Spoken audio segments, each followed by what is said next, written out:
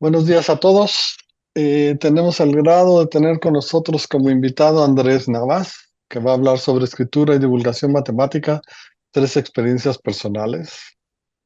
Andrés es bien conocido dentro de las matemáticas, estudió su doctorado en la Escuela Normal Superior de Lyon y ha tenido trabajos y reconocimientos y diversos premios por su trabajo matemático, pero también ha sido alguien muy activo en la divulgación y en la comunicación de las matemáticas. En particular, tiene un libro que se llama Un viaje a las ideas, que tuvo un impacto muy fuerte en Chile, fue todo un bestseller en el 2017 y ha recibido, como mencioné hace un momento, diversos premios. Bienvenido, Andrés. Muchísimas gracias por la invitación. ¿Puedo agregar algo a mi presentación? Yo fui profesor de la UNAM, así que el año, Aubin me puede recordar quizás, 2018, 2019, 2020, por ahí justo antes de la pandemia, y estoy feliz de estar con ustedes, aunque sea por esta vía, y recordando esas peripecias de esos años. Les preparé una exposición en la cual al final me voy a centrar un poquito sobre este libro que acaba de ser publicado por Editorial Planeta Chile y espero que llegue a México a Editorial Planeta. Desde ya paso un aviso al Planeta México. Se trata de un proyecto en colaboración con dos colegas. Voy a empezar a compartir. Eh, Aquí lo ven. Eh, Masa Alabashi, que es una profesora que actualmente está en la Universidad Católica, que es de origen iraní, con nacionalidad iraní y canadiense. Y Verena Rodríguez, que dicho sea de paso, ella es mexicana, es la ilustradora de este libro, autora, coautora de nosotros. Ella es originaria de Mérida. Quería empezar con una reflexión que me interesa por este tiempo, antes de empezar a hablar de mis experiencias personales. Y bueno, aquí a la derecha ven desde ya algunas ilustraciones de Verena. Y el hecho de que creo que amerita una reflexión el hecho de que la escritura, bueno, desde tiempos inmemoriales ha sido la principal vía de comunicación de la matemática.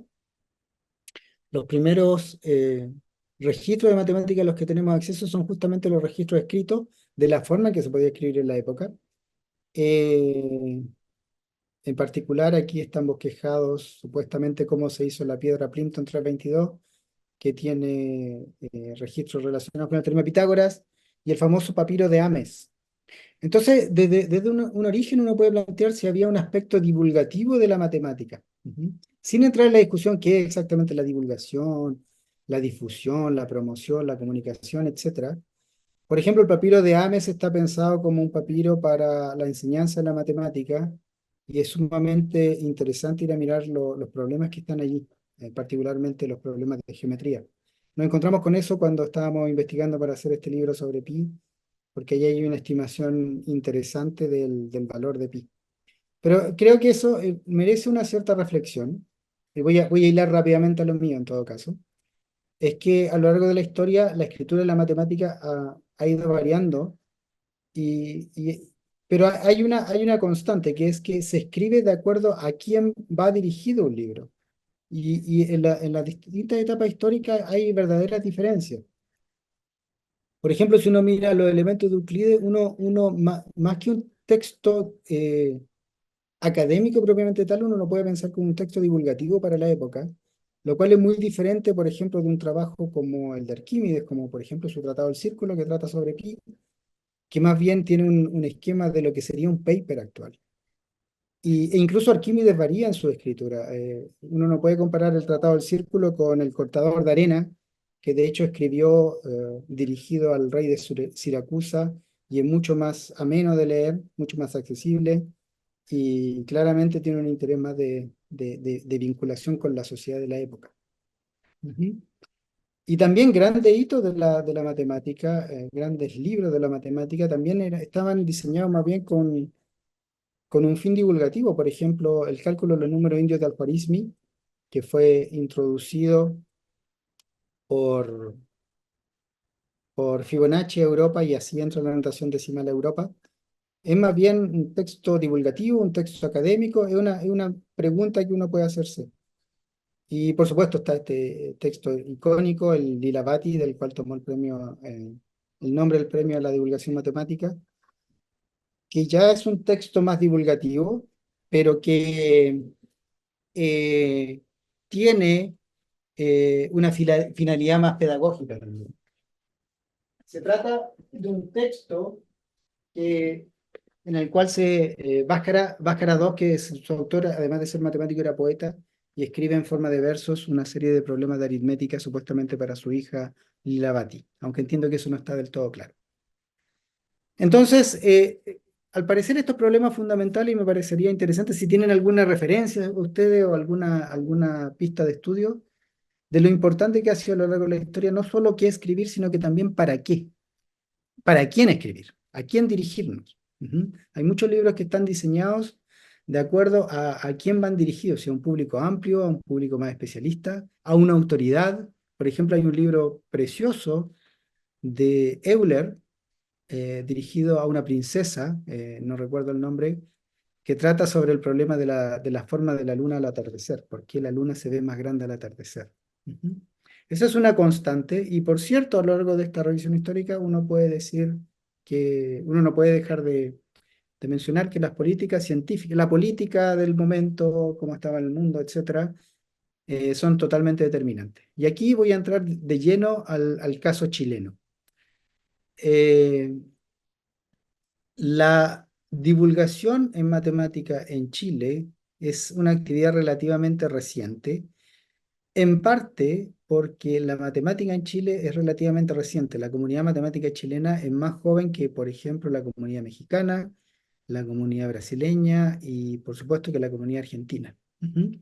Los primeros doctores en matemática en Chile se formaron por allí por los años 70 y los primeros atisbos de divulgación de la matemática por parte de gente formada, especialista en matemática de investigación, recién aparecen en los años 80.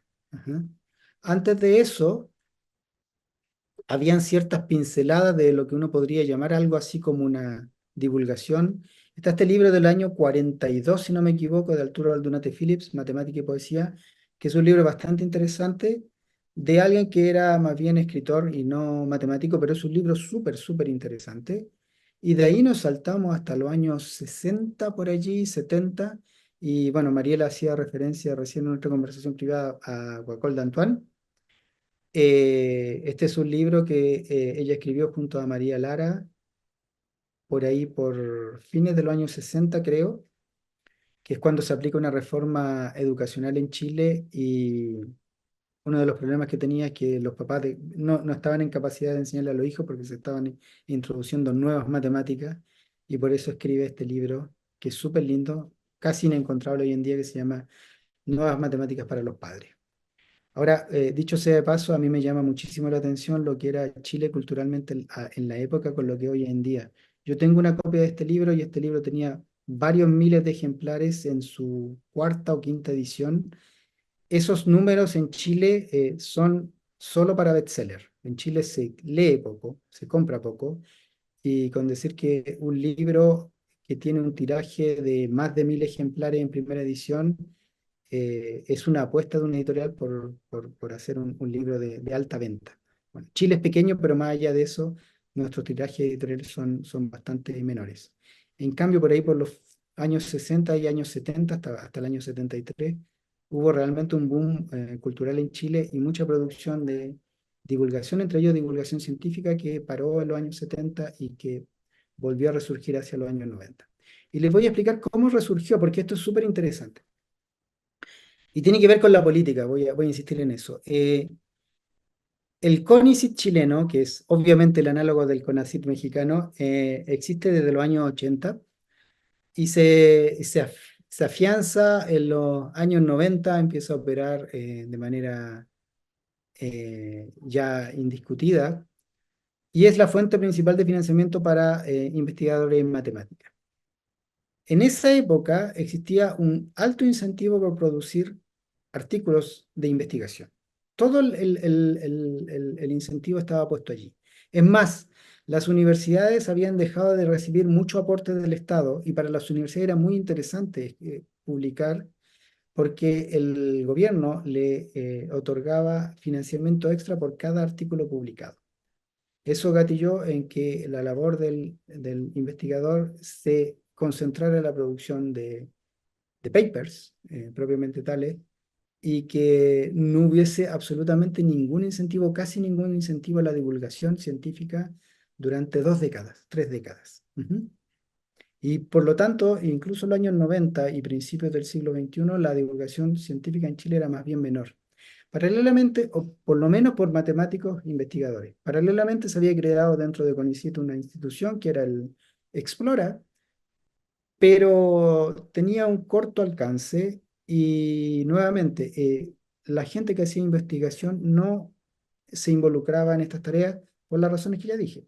Incluso muchas veces no solo no eran premiados en su universidad, sino que esa actividad era un poquito mal vista. Esa situación empezó a cambiar por ahí, hace como unos 10 años, yo diría, 10 15 años.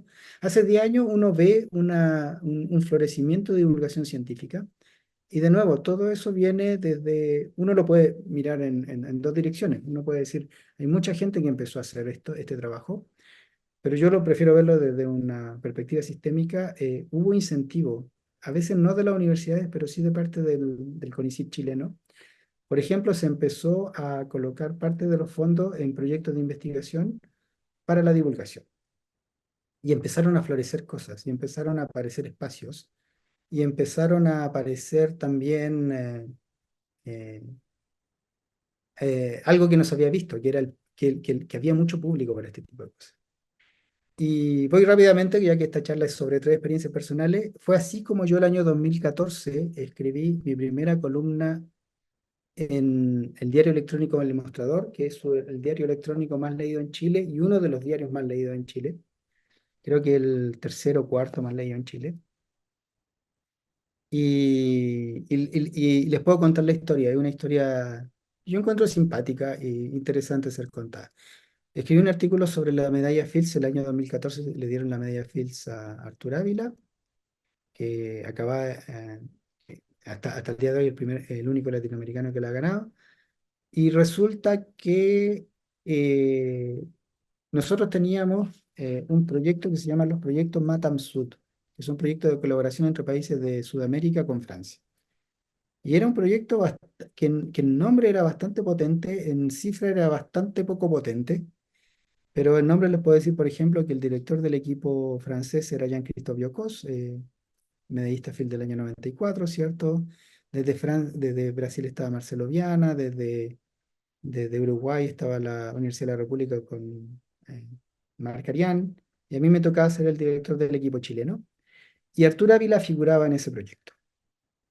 Entonces, cuando gana la medalla Fields, me escriben desde el CONICYT pidiéndome un informe de las actividades de Artur en el proyecto, eh, cosa que yo difícilmente podía entregar porque la verdad es que el proyecto era pequeño, no habíamos gastado la plata en otras personas y lo que habíamos reservado para Artur era una visita para una conferencia a la cual lamentablemente no pudo ir. Entonces yo me vi en una situación un poquito compleja, una situación de investigador con un proyecto, respondiendo a la autoridad, etcétera. Y lo que se me ocurrió para salir del paso es decir, bueno, me están pidiendo un informe sobre un proyecto en particular, pero la verdad es que Artur tiene mucha más relación con la matemática chilena, entonces escribí una suerte de informe general. Entonces ahí contaba historias como que la primera visita de Arturo a Chile había sido con ocasión de la Olimpiada Iberoamericana de Matemática el año 95, que creo que contaba que el problema más difícil de esa Olimpiada, el problema 6 de la Olimpiada, era un problema que había propuesto yo con una solución de 3 páginas y Artur la resolvió en 7 líneas, que para esa Olimpiada se le pidió a un gran artista chileno, un artista plástico, José Balmes, que hiciera el afiche. Quedó un afiche bastante bonito. Lamentablemente ese afiche se perdió, fue robado desde el diario al cual se llevó para fotografiar. Que en Chile estaba Jairo Bocchi, que es la persona con quien más paper en coautoría he escrito, creo, hasta el día de hoy, etcétera. Y contaba todo eso en una suerte de carta, y esa carta la mandé al CONICYT, esperando con eso salir del problema que tenía, que era que no podía dar un informe realmente de actividades por el proyecto. Y la historia fue así, envié esa carta, recuerdo que me fui a tomar un café, volví, recibo un email directo de la presidenta de CONICYT diciéndome, en dos líneas, diciendo, muy bonita tu carta, Andrés, la enviamos al mostrador. Entro al mostrador y la carta estaba publicada. A lo mejor estoy exagerando un poquito los tiempos, pero sí me acuerdo que fue en el mismo día. Todo se dio en el mismo día. Y, y mi primera reacción fue un poquito de alivio, pero también quiero decir esto, también fue un poquito de incomodidad, porque yo en la faceta de académico me sentí en la situación incómoda de que no se me había preguntado si yo estaba de acuerdo en publicar esa carta en un medio público o no. Esa fue mi reacción, una reacción de rigidez del académico estándar. Pero a final de cuentas había salido de un problema y me quedó dando vuelta el asunto porque me di cuenta, en ese tiempo el mostrador tenía un contador de visitas por artículo y me di cuenta que el contador crecía muy rápido. Estoy hablando del año 2014. En ese tiempo prácticamente no había nada de divulgación científica en los medios en Chile. Había muy poco, había gente como Andrés Gómberos que escribía sobre física, pero era muy difícil llegar a esos medios y de matemática debe haber sido como aún menor el asunto. Entonces era un artículo que era extraño para todo el mundo, para el público al que iba dirigido y en el mostrador, en el diario, se mostraron muy sorprendidos porque tuvo muchos lectores. Entonces me quedó dando vuelta el asunto y les propuse, bueno, ya que esto se leyó y yo quería hacer algo un poquito diferente, les propuse ir a escribir, empezar a escribir artículos para esta revista, sin ningún pago, para este diario, sin ningún pago, simplemente por el gusto de comunicar matemáticas. Y para mi sorpresa me dijeron que sí, que no había ningún problema. Bueno, ellos lo iban a evaluar y iban a ver si se publicaban. De nuevo, estoy hablando de un contexto chileno donde si hubiese ido a otro medio hubiese sido muy raro que se publicara, pero el mostrador se mostró muy abierto en esto. Y así empecé a escribir varios artículos, empecé a escribir más o menos uno por mes en el mostrador. Algunos fueron bastante leídos, otros no tanto, me esperaba más, pero hay algunos que me sorprendieron mucho. Incluso hay un par de años donde el mostrador hace una selección de los artículos más leídos por año y hay un par de años donde los artículos más leídos son de matemáticas. Y un día escribí una columna que creo que está particularmente bien lograda sobre la vida de Ramanujan. Y era porque acababa de salir la película y bueno, yo vaticinaba que esa película nunca va a llegar a Chile y que fue el caso, ¿no? Nunca se proyectó en los cines de Chile, lo cual fue una pena. Pero creo que ayudó a divulgarla y que mucha gente después la conociera por Netflix o que la buscara. Está en YouTube hoy en día. Y cuando escribí esa columna, me acuerdo que yo había abierto Facebook, yo también era reticente a redes sociales, abrí un Facebook después y coloqué en Facebook, esta debe ser como la 10ª columna que escribo. Yo creo que si la juntara, a modo casi de broma, si la juntara haría un libro. 10 minutos después me escribe un editor de Editorial Planeta diciendo, conversemos sobre un libro. Ahora, esto no es tan fantástico como lo cuento. Mi hermano es editor profesional. Yo tengo esa garantía. Es editor, es corrector de estilo. Esa es la forma en que se refieren a su trabajo. Él revisa muchos libros al año en Editorial S&M y él es un conocido en ese medio. Entonces, el editor de Planeta que me contactó había sido compañero de universidad y amigo de mi hermano. Y fue así como llegué a Planeta. Eh, y la verdad es que él se arriesgó con sacar un libro de matemáticas. Este fue el libro que salió en 2017 y se construyó sobre las columnas de El Mostrador, más algunas columnas que para completar el libro y finalmente fue publicado, fue súper bien recibido. La verdad es que me impresionó mucho. Le tenía fe, pero ahora revisándolo con el tiempo me doy cuenta que hay muchos errores comunicacionales en ese libro. Pero la verdad es que creo que la novedad gatilló un poco su éxito. ¿Ah? Era el primer libro que se escribía para público relativamente amplio en Chile, o uno de los primeros. Hay una lista de más o menos 10 libros anteriores, pero que están más bien focalizados en otros, en público específico, como el libro de Guacol d'Antoine, que va dirigido a los padres de los estudiantes del liceo. Le fue bastante bien y conocí otro mundo, un mundo que no conocía en lo absoluto. Aprendí que un libro no solo se escribe, sino que cuando se termina de escribir viene toda la etapa de revisión, es un trabajo grande. Y después viene toda la etapa de promoción, que es un trabajo bastante grande también. Me tocó ir a la televisión, a la radio, etcétera. Al principio, de nuevo, cometí errores comunicacionales de primerizo. Y todo esto es porque también las personas que empezamos a incursionar en esto no teníamos ninguna formación de comunicadores científicos. Hoy en día en Chile ya esto se está institucionalizando. En muchas universidades, facultades existen ya sea vicerrectorías de vinculación con el medio o jefes de vinculación con el medio. En estos momentos creo que hay abierta diplomados de comunicación de la ciencia en mi universidad, en la USACH. Ayer vi que había uno en la Universidad de Chile, etcétera. Esas eran formaciones que nosotros no teníamos en nuestra época. Entonces teníamos que hacerlo todo desde la intuición, mirando lo que se hacía en otras partes y sobre la marcha íbamos corrigiendo errores. A veces no nos dábamos cuenta de los errores y como les digo, nos damos cuenta varios años después. Punto es que este libro le fue bien y Editorial Planeta no es una editorial académica, es una editorial comercial y cuando le va bien, una editorial comercial con algo, quiere más de ese algo. Ujú. Entonces me pidieron otro libro y así nació al año siguiente Las lecciones de matemática para el recreo, que es un libro con público un poquito más escolar. Son realmente 5 capítulos de matemática entretenida, asequible para mucha gente. Ese libro también le fue bastante bien. El viaje a la idea y las lecciones llegaron a 4 ediciones, pero quedaron varadas allí.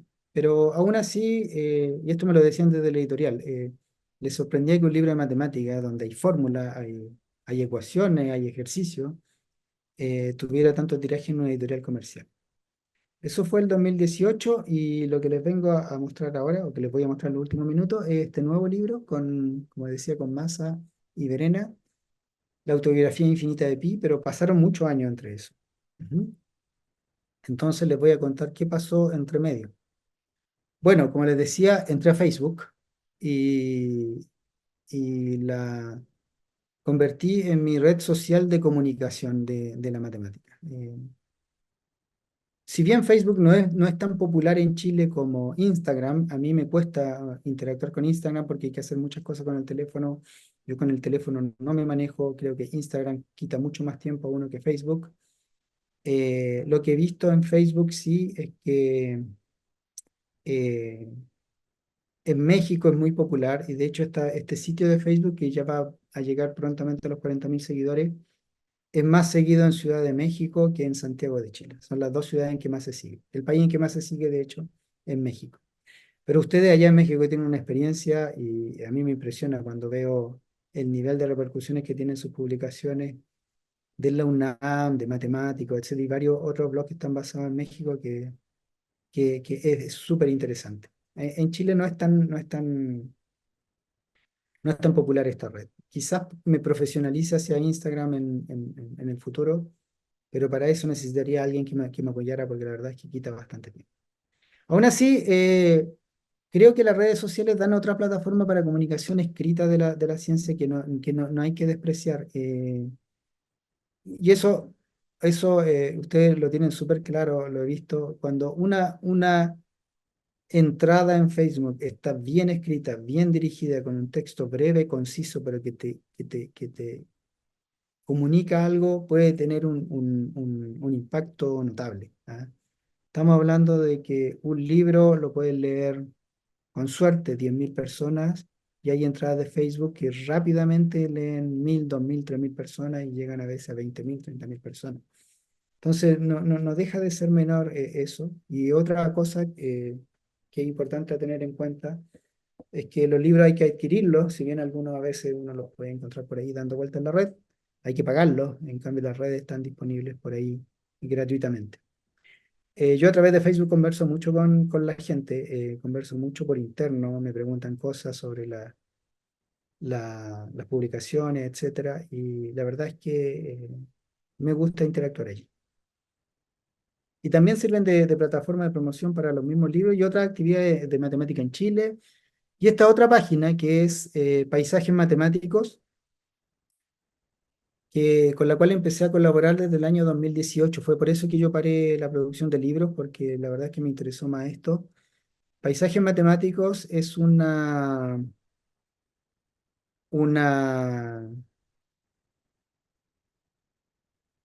traducción de una página que tiene el CNRS francés, que es Images de Mathématiques. Y me ofreció la posibilidad de traducirla al castellano. Y bueno, aquí está el hecho también de que en Latinoamérica también tenemos pocas ofertas de vinculación escrita de matemática con el público. Motivos matemáticos que tienen allá en México, que es una joya, existe desde hace algunos años. No tenemos una revista como por ejemplo American Mathematical Monthly. Creo que hay un nicho ahí todavía por cubrir a nivel latinoamericano. Y la verdad es que esta página, Paisajes Matemáticos, tiene muchos seguidores. Voy a dejar de compartir, voy a compartir ahora. ¿Ven la página de internet de Paisajes Matemáticos?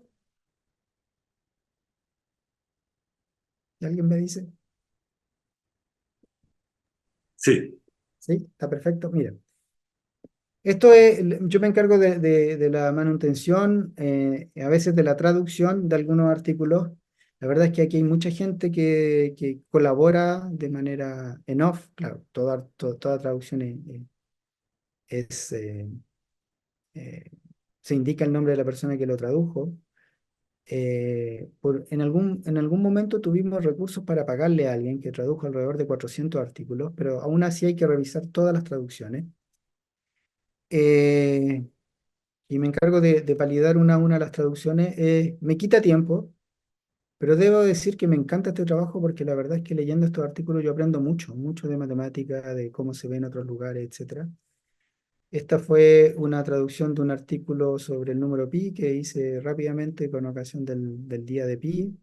Aquí hay un artículo que es precioso, por ejemplo. Lo voy a tratar de abrir a ver si se abre. ¿Cómo Google clasifica las páginas web?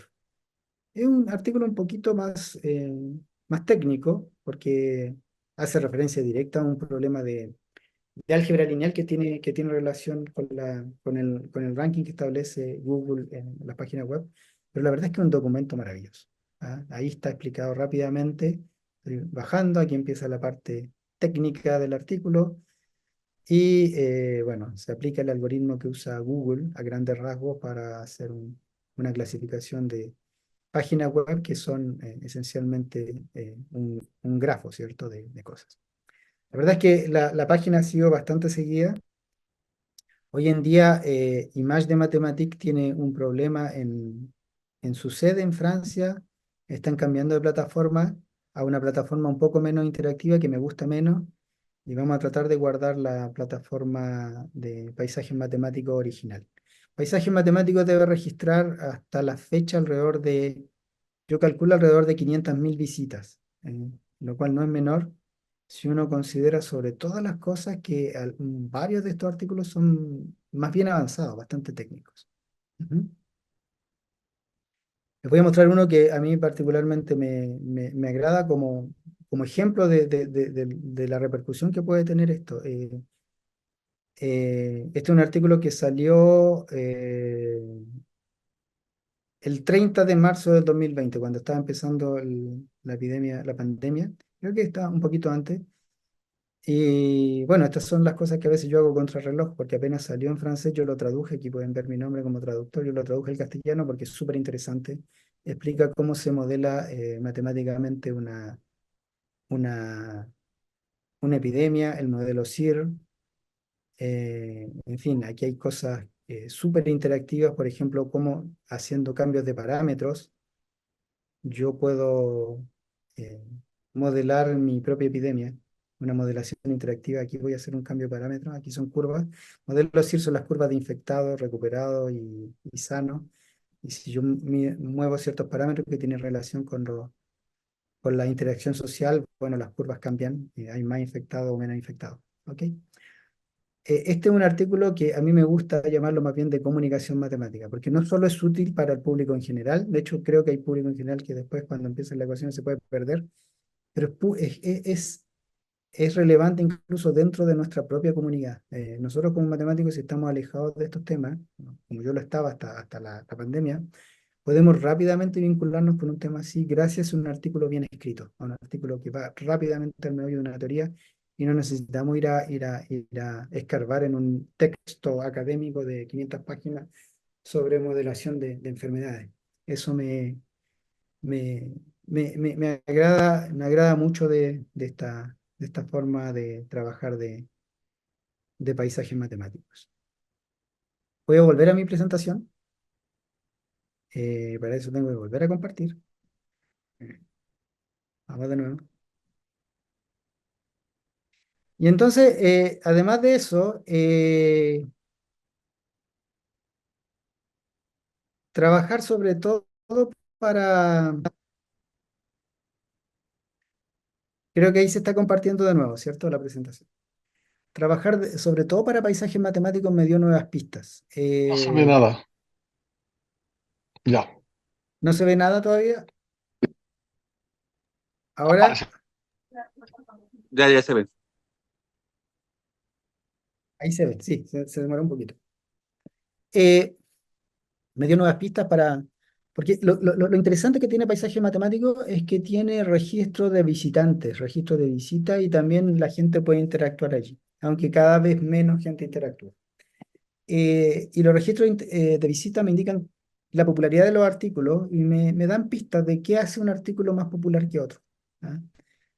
Eh, y a través también jugando con Facebook yo puedo obtener información que yo creo que es valiosa para discutir estas cosas. Por ejemplo, eh, mi artículo más leído en Paisajes Matemáticos tiene alrededor de 22.000 lecturas.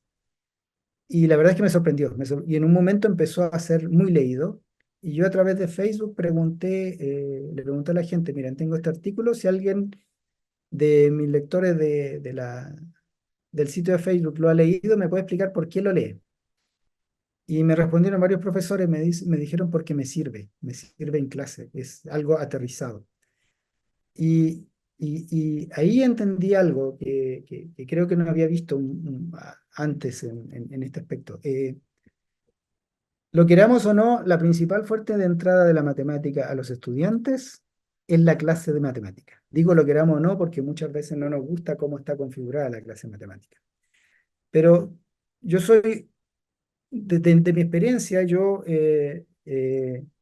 más bien apunto en la dirección de que nosotros tenemos que, de una manera u otra, dialogar no solo con profesoras y profesores de matemáticas, sino que también con el currículum escolar.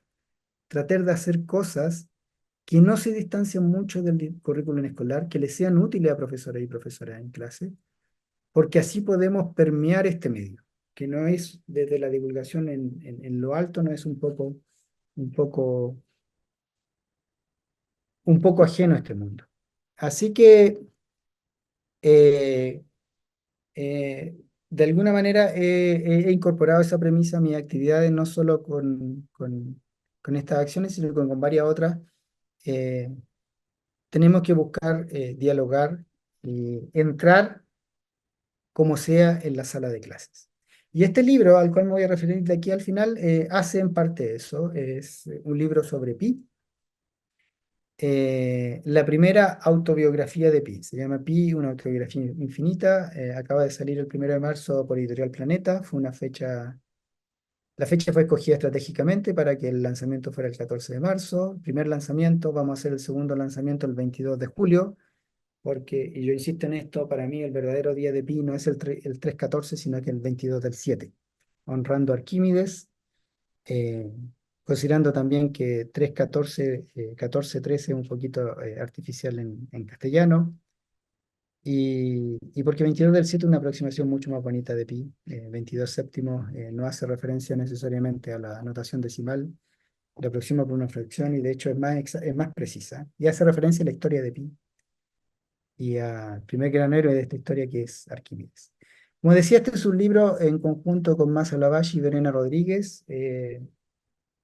Y bueno, eh, yo ya tenía el historial de los dos libros publicados en Editorial Planeta, entonces no me fue difícil ir a Editorial Planeta, pero es súper interesante cómo nació también.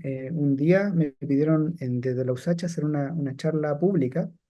Está en vacaciones de invierno y justamente yo tomé este elemento 22/7 y la charla la llamé 22/7, 22/7, el otro día de pi. Y me sorprendió muchísimo ver la cantidad de gente que se conectó. Bueno, era en tiempos de pandemia, todavía se conectaba la gente, aunque fue el segundo año. Ahí ya no se conectaba tanta gente, ya más bien la gente estaba cansada. Pero se conectó mucha gente y, y le escribí a mi editor en Planeta, Juan Manuel Silva, y le conté de esto y le conté que yo estaba revisando las slides de la presentación. Tenía aproximadamente 14 slides y yo le decía, con esto hago un libro de 14 capítulos. El libro está estructurado así, hay muchos juegos en el libro, son 3 partes y 14 capítulos, pues. Y con esa intuición que tienen editores en grandes editoriales, me respondió rápidamente, me dijo, me parece súper bien, voy a ir a conversar directamente con la directora de la editorial. Y al otro día tenía un proyecto aprobado para escribir un libro sobre Pi, que no tenía claro cómo lo iba a hacer, y tampoco tenía el tiempo para hacerlo rápido, simplemente le había comentado la idea que me parecía que podía funcionar. Eh, pero lo dejé en stand-by por al menos varios meses, primero porque quería que el libro fuera ilustrado. Y bueno, desde la editorial me dijeron, bueno, tú puedes escribir el libro y acá te lo ilustramos, pero la verdad es que no quería eso, quería una ilustración más colaborativa. Quería que se incorporara quien hiciera las ilustraciones como coautor y que participara de la creación misma del libro. Y por otra parte, no tenía claro el formato del libro. Estaba pensando en escribir la historia de Pi, eso era lo que tenía. Y un día conversando con Masa Lavalle, con quien alguna vez habíamos hablado de escribir un libro, pero de otro tipo. Ella estaba interesada en escribir un libro sobre Mariam Mirzakhani. Bueno, lo dije, Mariam es iraní, pero no solo es iraní, ella es iraní, estudiante de Irán y fue compañera de Mariam Mirzakhani. Y me parecería muy interesante que ella escribiera un libro sobre ella, dando una visión desde Irán de la vida de Mariam. Además que conoce varios datos que no figuran mucho en la biografía que yo he visto de ella. Por ejemplo, un dato que me parece súper interesante. Eh, Mariam participó en una Olimpiada Internacional de Matemáticas y en uno de los viajes que hizo el equipo tuvieron un accidente y eso fue conmoción nacional en Irán. Bueno, y me contaba un montón de historias. Estamos hablando de historias de niñez, por ejemplo. Bueno, a Massa le tocó vivir la guerra de Irán-Irak, seguramente a Mariam también, etcétera. Pero en fin, bueno, que quería decir es que Massa, que suele disparar ideas, entre las ideas que disparó fue que Pi escriba su relato. Y ahí fuimos convergiendo a esta idea de que no fuera una biografía, no fuera una historia, no fuera una biografía, sino que fuera una autobiografía. Empezamos a buscar en internet a ver si alguien había hecho un documento de ese tipo. No encontramos nada. O sea, creemos que por eso digo que es la primera autobiografía de Pi. Pero eso requería tiempo porque necesita madurar la narrativa. Es una autobiografía y es Pi quien escribe de principio a fin el libro. Eh, Necesita darle vida a personajes que son los números que están ahí, cobran cierta vida, pero en realidad son la excusa para transmitir matemática, que eso es lo que nos interesa en realidad. No queríamos, también hay que mantener cierto equilibrio, los números cobran vida, se le da un relato más fluido al asunto para capturar la atención, pero no podemos renunciar a entregar matemática por esta razón. Entonces es un libro que necesita cierto equilibrio entre Massa y yo, porque tenemos estilo y visiones y de hecho personalidades muy diferentes, equilibrio con Verena, que tenía que hacer las imágenes, entonces las imágenes en general con Massa discutíamos cómo iba a ser más o menos. Verena nos corregía desde el punto de vista visual, ¿cierto? Y comunicacional. Y así se fue configurando este libro, nos tomó prácticamente 2 años terminarlo. Y les puedo contar un poquito sobre lo que hay en el libro. Las imágenes que van a ver pasar ciertamente son de Verena. Algunas son un poquito réplica, uno podría decir hasta un poquito de plagio de imágenes que tienen que ver sobre Pi, pero que nos fue imposible encontrar los autores. Y eso lo decimos al final del libro. Entonces comenzamos con una presentación del número Pi, donde Pi cuenta por qué quiere escribir su historia.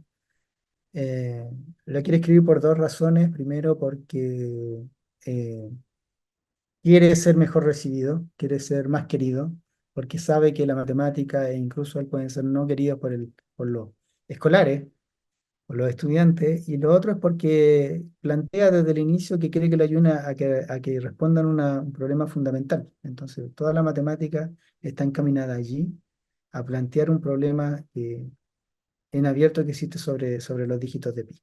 Entonces va haciendo un recorrido histórico.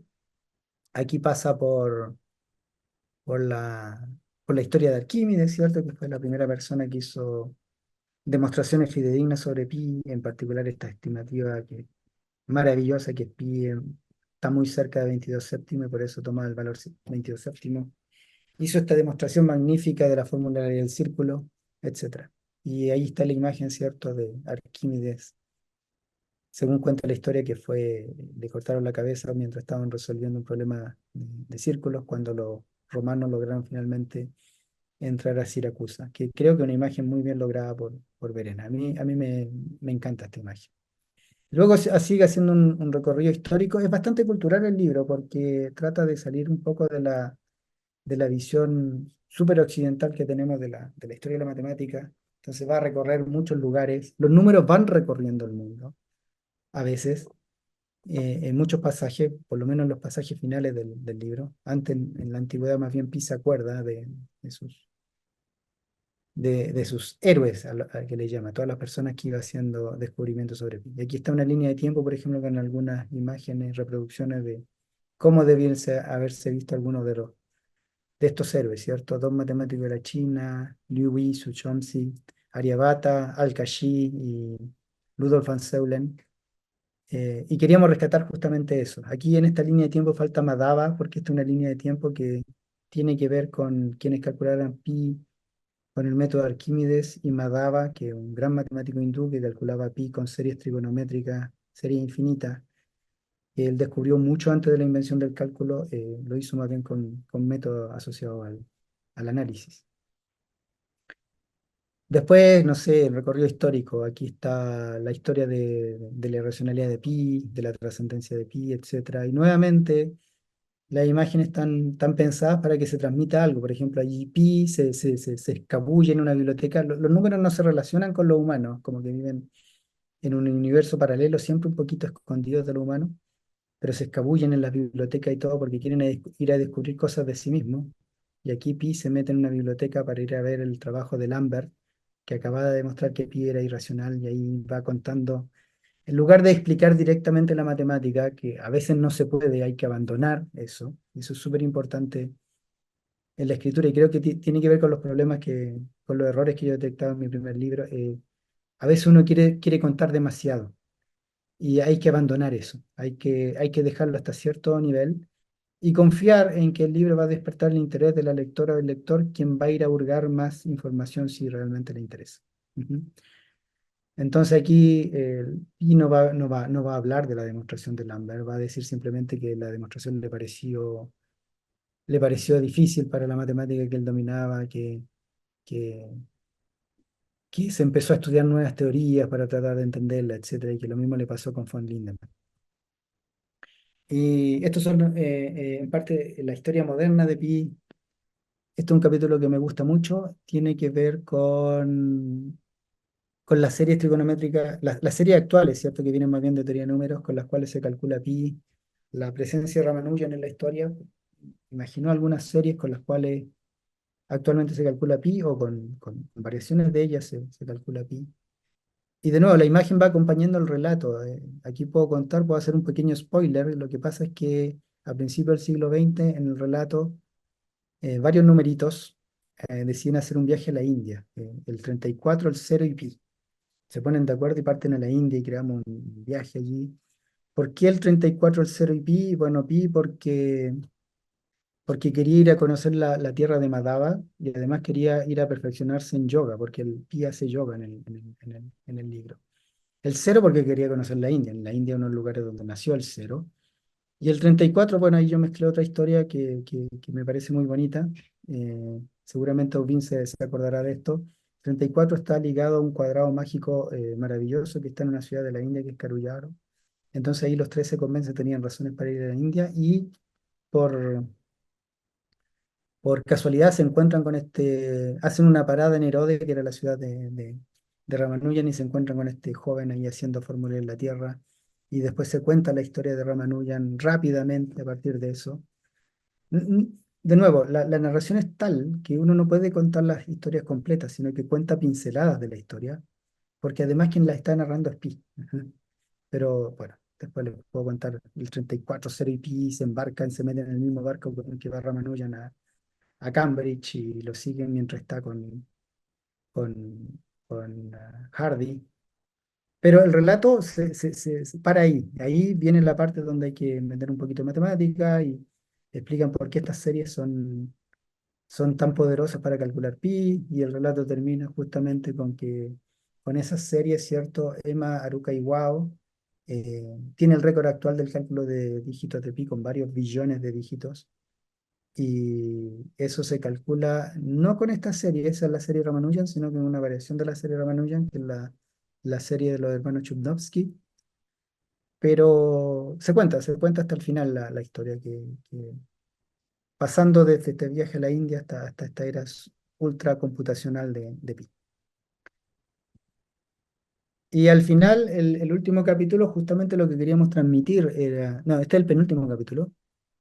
El último tiene que ver con el Día Mundial de la Matemática, donde se cuenta la historia de cómo nació el Día Internacional de la Matemática. Y ahí afortunadamente yo tenía cierta información privilegiada, porque yo cuando se dictaminó ese día, yo era presidente de la Sociedad Matemática de Chile, entonces formé parte de la comisión que hizo la petición a la UNESCO. Ese trabajo lo hizo Christian Rousseau, quien está, de hecho, ilustrada en el libro, y con Christian comunicamos un poquito sobre el libro. Le mandamos un ejemplar y ella lo validó, de hecho nos hizo un par de correcciones. Eh, y ese es el remate del libro. Pero lo que queríamos comunicar a nivel matemático era justamente la famosa conjetura sobre pi, el problema de saber si pi es un número normal, en particular saber si todos los dígitos aparecen infinitas veces en, en, en pi y, y si aparecen en la proporción esperada. No jugamos con lo de la fecha de nacimiento, porque esta vez el libro es totalmente en texto, entonces para jugar con eso había que ir a jugar con plataformas interactivas, entonces decidimos cortar algunas cosas. También es una cosa que he ido aprendiendo con el tiempo. Muchas veces al escribir uno tiene que renunciar a ciertas cosas. Y hay ciertas historias en el libro de Pi a las cuales tuvimos que renunciar. Yo particularmente las quería poner en un inicio y las saqué. Por ejemplo, hay una estimación de Pi en la Biblia, salió rápidamente. Hay esta famosa historia, ¿cierto?, de cuando el Congreso en un estado de Estados Unidos quiso legalizar por decreto un valor incorrecto de pi, el 3,2, salió del libro.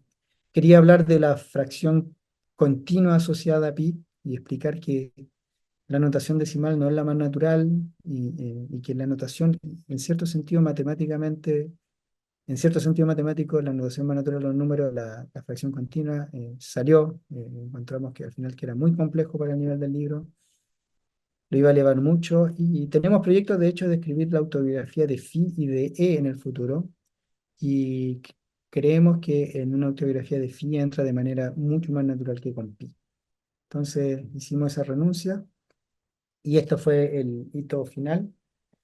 Y este hito es narrado en forma de un relato de una fiesta donde Pi y E, que son los que de alguna manera estudian más sobre sí mismos, ya estaban al tanto de este problema, entonces deciden organizar una competencia donde cada uno de sus amigos, los dígitos del 0 al 9, empiezan a buscarse entre los dígitos de pi. ¿Ok? Y bueno, ahí hay un montón de conversaciones, está el número L, que es el número de Liouville, el primer número trascendente. Hay un número que inventamos, que es el número G. El número G es el número de Galois, es el número que resuelve la quíntica que no tiene solución por radicales. Entonces le dimos una personalidad a G, que era como un numerito un poquito con traumas de nacimiento. ¿Ah? Entonces siempre está aislado. Y hay un montón de juegos dentro del libro y creemos definitivamente que eso hace que el relato sea ameno y que sea una forma de amortiguar la matemática que de todas maneras está pasando a través del libro. Y voy a insistir en las imágenes, en el rol de las ilustraciones, el trabajo de Verena, ¿cierto? Nuestra ilustradora mexicana de Mérida, que fue súper importante porque también nos ayudaba a aterrizar también cómo comunicar a través de la imagen para público no matemático. ¿Ah? Hay varias ilustraciones que uno como matemático tiende a no considerarla, a no darle el valor, pero cuando uno ve a público que no es matemático, que toma el libro y le hace hincapié en eso, me gustó, le dice esto me gustó, ahí uno se da cuenta que sí, hay un aspecto a considerar. Puedo decir, hace unos días me entrevistaron en una radio. El libro en la portada tiene un gatito y la periodista lo que más insistía era sobre el gatito. ¿Ah?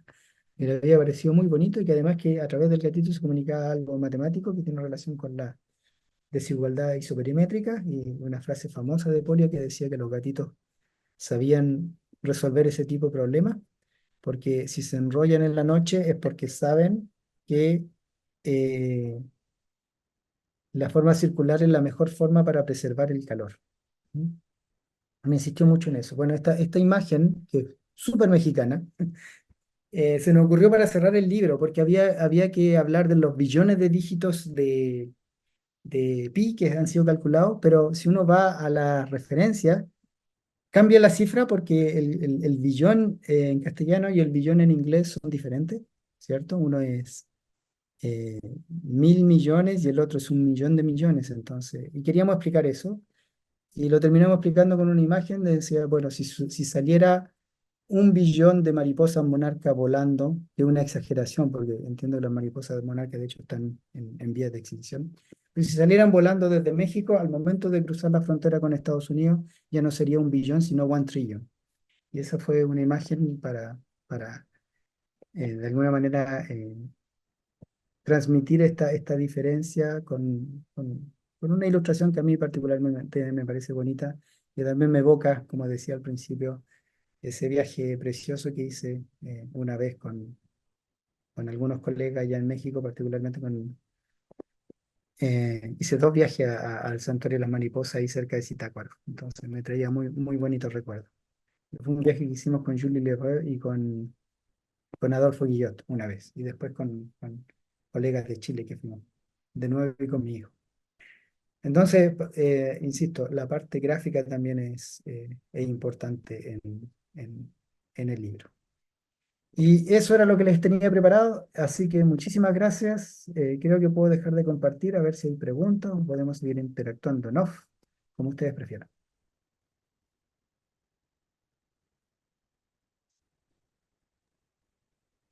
Muchísimas gracias, Andrés, por tu charla. Ha sido muy, muy bonito escucharte. Siempre es muy, muy inspirador escuchar todo lo que haces. Y, pues yo realmente he sido lector tuyo desde hace bastantes años. Entonces, pues me da mucho gusto tenerte aquí.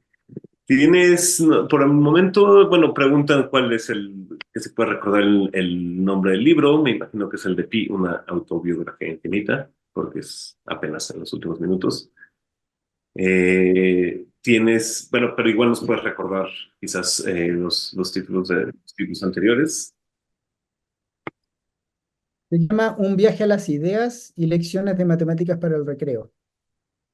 Puedo decir que Un viaje a las ideas está disponible en PDF, creo que de manera no muy legal, pero la verdad es que a esta altura no me preocupa en lo absoluto, al contrario. No solo a esta altura, sino a cualquier altura. Pero creo que ya no crea problema a nivel legal con la editorial, así que les voy a enviar por chat, le envío el link para Un viaje a la idea. Ujú. Muchísimas gracias.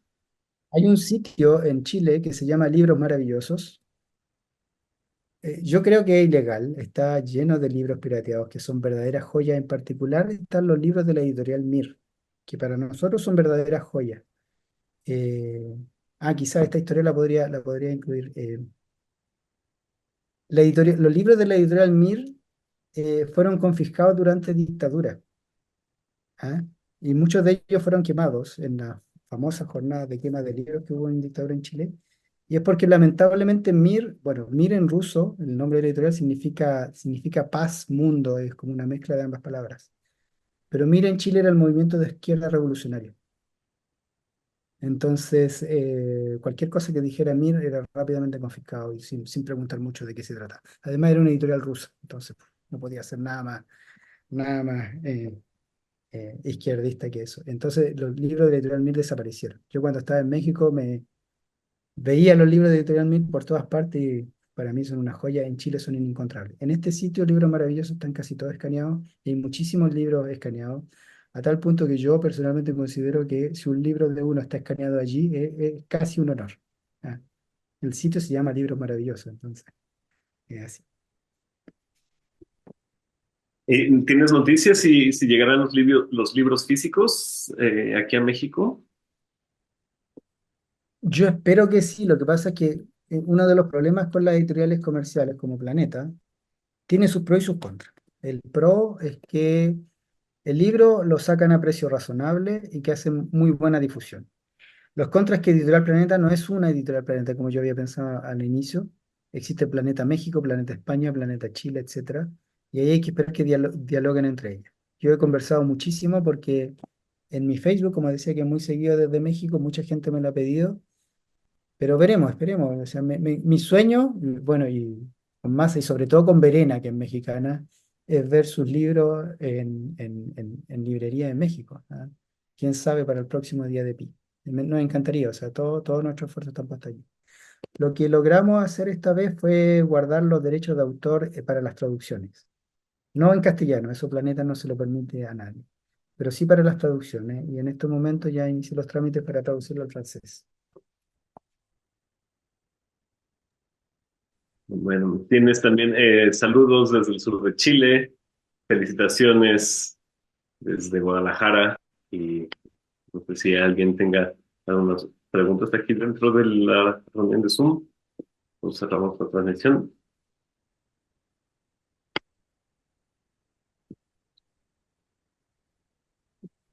Bueno, pues entonces los invito a la próxima sesión del seminario que será dentro de 15 días, el martes 7 de abril. Eh, ¿Estoy correcto? Nuestra ponente será Tamara Freibel, que nos dará el 9 de abril, perdón, es nuestra próxima charla. La charla se llama Listen to Intuition, Frieze Patterns and Music. Nos va a platicar sobre relaciones entre la música y los patrones de frisos, simetrías.